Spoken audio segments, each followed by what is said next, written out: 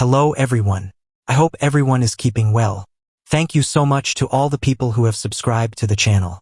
I do appreciate you. Please, I am asking more people to support me by subscribing to the channel. Thank you. Today we are off to the Gambia. A lot of stuff has been happening in the Gambia. Today we are going to steer to a very strange but important topic affecting the majority of female in West Africa and North Africa. Those in favor, 42. Those not in favor, 4. An overwhelming majority in the Gambia's National Assembly for female genital mutilation to be brought back. The bill still needs more discussion to pass, but the sentiment, at least in here, is clear. And the law is inconsistent with the aspiration of the majority of the people, should be reconsidered. Outside, a show of support for both sides.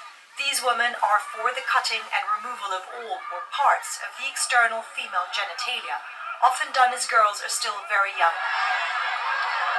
But many protested against the repealing of the law. Activists say it reverses years of progress for women's rights. Most prominent voices that we hear are men, and we need to listen to women and young girls who've been through feminine genital mutilation and have the scars to show for it.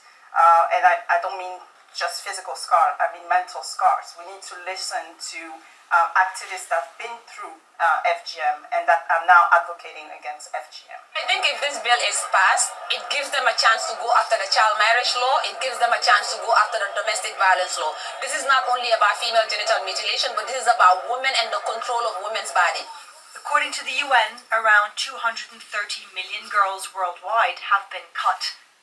Countries with the highest rates include Egypt, Sudan, Somalia, Mali, Guinea, Sierra Leone, and Eritrea. Babies are cut, as also older adolescent girls.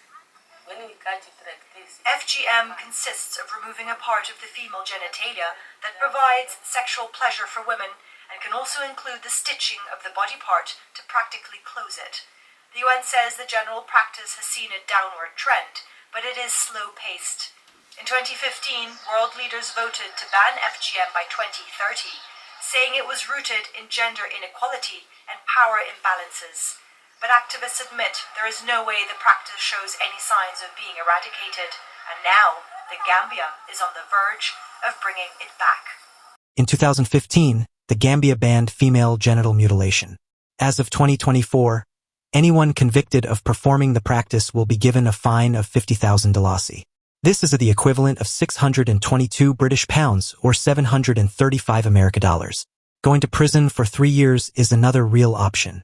However, some people have been campaigning to get this bill lifted. This has been tabled at the Gambia's parliament by an independent lawmaker and his supporters.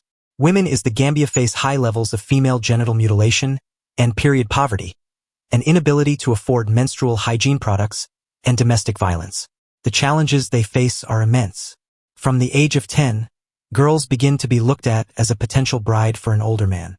And if you has not yet undergone FGM, there will be those in her community who will want to make sure that she does. The rate of FGM in the Gambia is around 76% in the 14 to 49 year age range, and about 51% for girls up to the age of 14. That means that, on average, every other young girl in the Gambia has undergone this mutilation, which involves altering their genitals by cutting the clitoris or labia. These leads to health consequences later in life.